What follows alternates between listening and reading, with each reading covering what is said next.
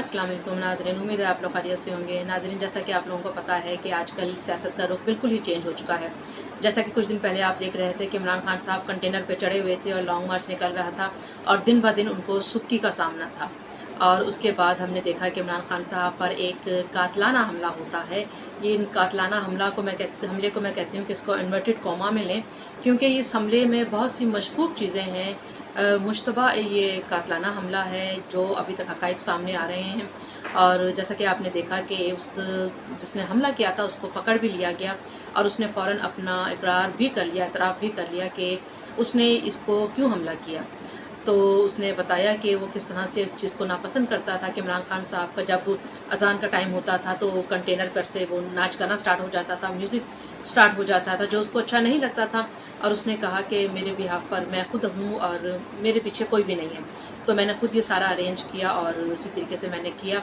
तो नाज़रीन, आप जैसा कि आप लोगों को पता है वो ज़मीन पे खड़ा हुआ था और उसने जनाब ज़मीन से उसने फायरिंग की है और इमरान खान साहब 16 फुट की बुलंदी पर वो कंटेनर में थे और वहाँ पे जाके वो गोली पहले सीधा जाती है, फिर गोली थोड़ा सा टर्न होती है और फिर वो ताक़ुब करती है कि इमरान खान साहब की टांग कहाँ है तो मैं वहाँ जाके लगूँ, और फिर वो लग जाती है।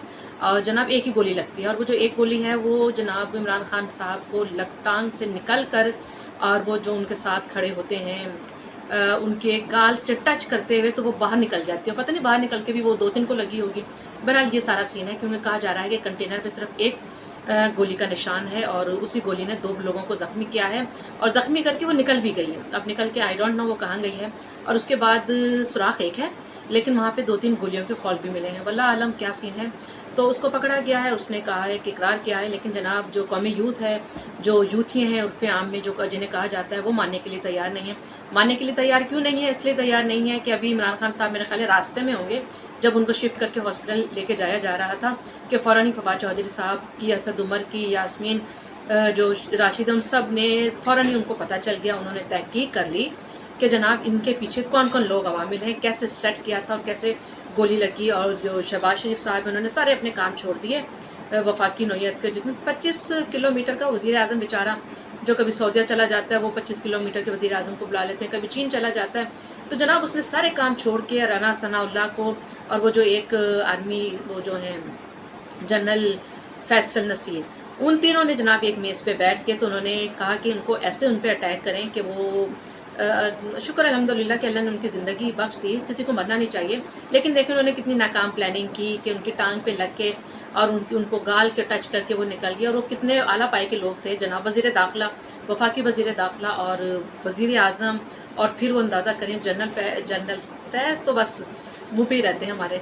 चलें, बहरहाल वो जो जनरल फैसल नसीर हैं, ये बकौल उनके ये प्लानिंग थी कि उन्होंने ये प्लानिंग की और इस तरह से बकौल उनके तो फ़ौरन ही उन्होंने एनालिसिस देना अपना शुरू कर दिया। जनाब इनके पीछे तो यही नाम है। उसके बाद हमने देखा कि वैसे नाज़रीन होता ये है कि जब किसी के ऊपर ऐसा अटैक होता है तो फर्स्ट जो ट्रीटमेंट होता है इब्तदाई तिब्बी इमदाद के लिए कोई करीब के हॉस्पिटल में लेके जाया जाता है।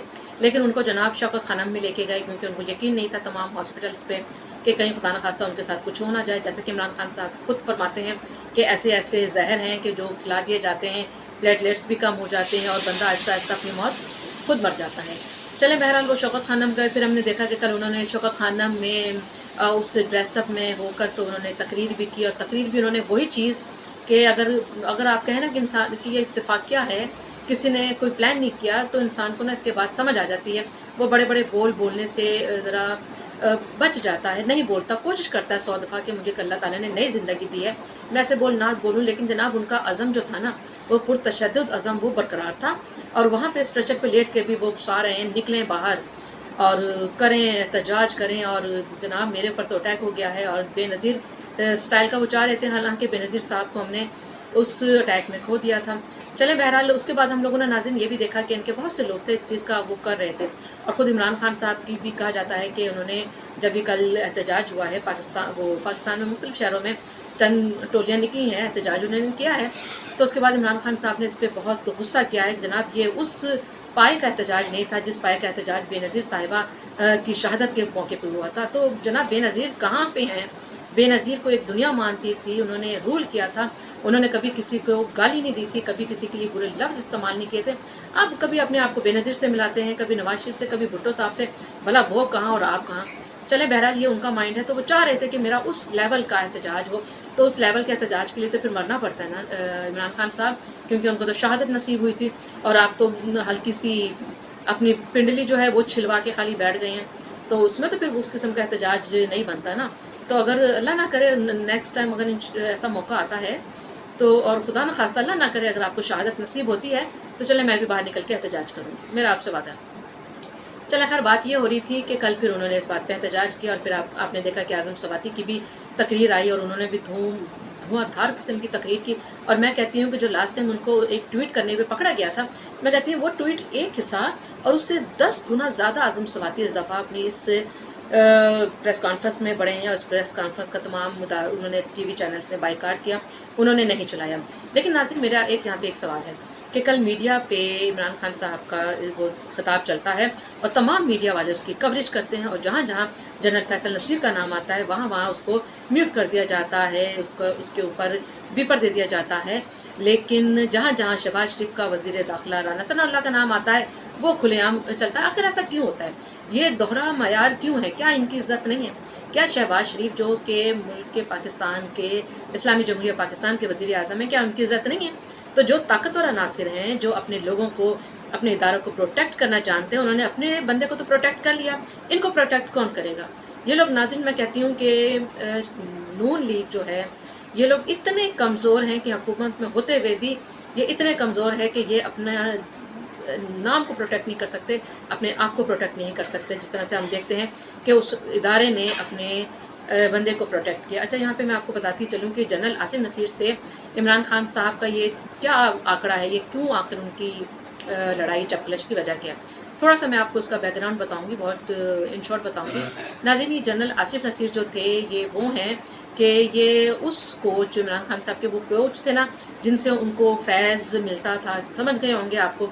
उस कोच के ये ज़ेर ताब रहे हैं 2-3 साल तक और उन्होंने इनकी जनरल फैसल नसीर की मेरे आई थिंक जुलाई तो जिस बैच में ये थे जनरल फैसल नसीर, इनकी प्रमोशन हो गई और ये अब जो थे इनकी प्रमोशन हुई और इनको डीजीसी का काउंटर इंटेलिजेंस का हेड लगा दिया गया। लेकिन उससे पहले ये इनके उसी कोच के अंडर में थे और उन्होंने इतना इनके ऊपर ज़ेर ताब थे कि 2-3 साल तक इनकी प्रमोशन नहीं होने दी। लेकिन जब इनकी अब प्रमोशन हुई तो जनाब इनको डीजीसी का हेड बना दिया गया और ये अब उस जगह पर हैं नाज़रीन, अब ये उस सीट पर हैं जहाँ पे जनरल फैज़ साहब जो DGI थे साबिक, ये पहले वो हुआ करते थे जनाब। अब ये जनरल फैसल नसीर उस सीट पर आ गए हैं और अब ये वो सारे के सारे जहाँ पे इन्होंने अपने जाल बिछाए हुए थे कि किस तरह से मुल्क में इकॉनमी को चलने नहीं देना, किस तरह से मुल्क के हालात ख़राब करने हैं, किस तरह से आप इसमें लड़ाई चपकलिश की फ़िज़ा रखनी है, ये जनाब अब वो उन चीज़ों को कंट्रोल कर रहे हैं, कवर कर रहे हैं, रोकथाम कर रहे हैं। तो जनाब इनको अब हो रही है तकलीफ़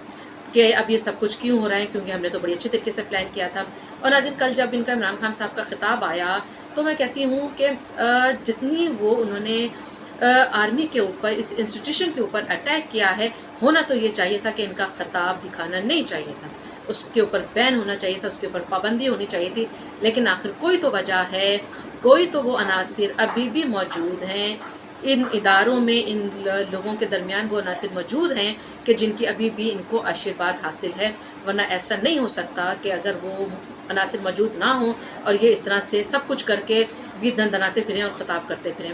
आखिर में जिक्र करती चलूँ परवेज़ इलाही साहब का। परवेज़ इलाही साहब अब थोड़ा सा इमरान खान साहब के सामने आके खड़े हो गए हैं और उन्होंने इनकार कर दिया है कि FIR आप जनाब जो बाइडन के ख़िलाफ़ करवा लें, मैं उसके ख़िलाफ़ कर सकता हूँ, शहबाज शरीफ के ख़िलाफ़ कर सकता हूँ, रूस के सदर के ख़िलाफ़ कर सकता हूँ, लेकिन मैं जो फ़ौज का इंस्टीट्यूशन है उसके किसी सिपाही के ख़िलाफ़ भी FIR दर्ज नहीं कर सकता हूँ।